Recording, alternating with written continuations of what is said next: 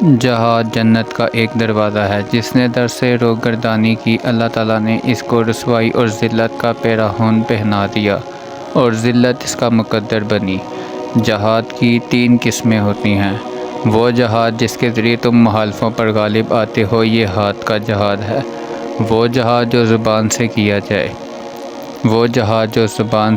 جائے اور تیسرا جہاد دل کا جہاد ہے کہ دل میں اچھا کام اور سوچ رکھنا ہے۔ بے شک سب سے پہلے جہاد جس کے ذریعے تم مخالفوں پر غالب آ سکتے ہو، ہاتھ کا جہاد ہے۔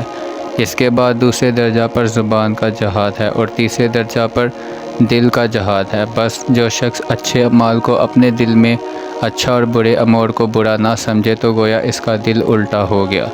بے شک جو شخص اپنے نفس سے جہاد کرے اور اپنے غصہ پر غالب رہے اور اپنے پروردگار کی اطاعت کا محافظ بنے، اسے اللہ تعالیٰ روزہ دار اور شب بیدار کا ثواب عطا فرماتا ہے۔ بے شک سب سے افضل جہاد یہ ہے کہ آدمی اپنے نفس کے ساتھ مجاہدہ کرے، اور بلاشبہ بہتر ایمان یہ ہے کہ آدمی اپنے آپ کے ساتھ انصاف کرے۔ بے شک نفس کا مجاہدہ اس کو گناہوں سے روکتا اور اسے ہلاکت سے بچاتا ہے۔ بے شک وہ شخص جو اللہ تعالیٰ کی اطاعت بجلانے اور اس کی نافرمانیوں سے بچنے میں اپنے نفس کے ساتھ جہاد کرتا ہے، وہ اللہ تعالیٰ کی بارگاہ میں اس کے نیک بندوں اور شہیدوں کا مرتبہ رکھتا ہے۔ نفس کے ساتھ جہاد کرنا، بزرگوں کی خصلت ذکر الہی پر مداومت کرنا، اولیاء اللہ کی خاص صفت اور گوشہ خلوت اختیار کرنا صالحہ کا طریقہ و عادت ہے۔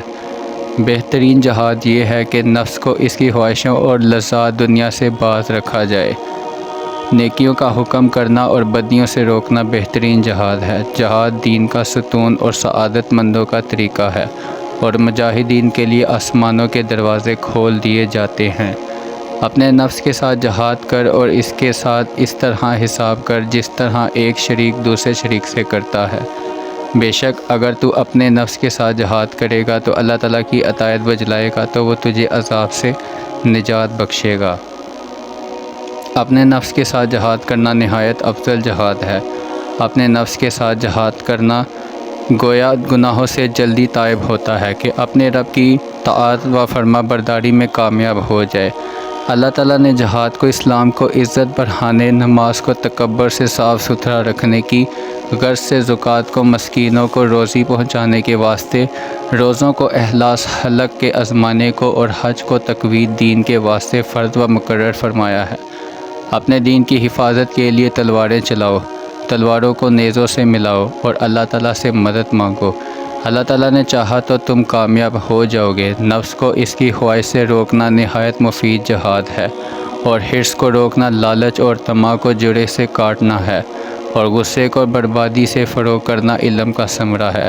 کسی شخص کو میدان میں آنے مقابلہ کے لیے مت بلا، اور اگر تجھ کو کوئی بلائے تو پھر پیچھے نہ رہو، کیونکہ جو شخص مقابلہ کے لیے پہلے ہاتھ اٹھاتا ہے وہ سرکشی کرتا ہے اور سرکش ہلاک ہو جاتا ہے۔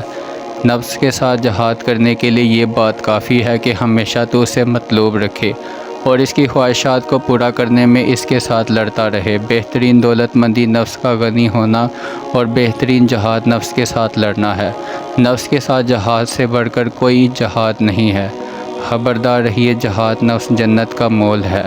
جو شخص اپنے نفس کے ساتھ جہاد کرتا ہے وہ اسے اپنے قابو میں کر لیتا ہے اور جنت جیسی عمدہ نعمت اس کے بدلے پا لیتا ہے، مگر یہ عارفین کا کام ہے۔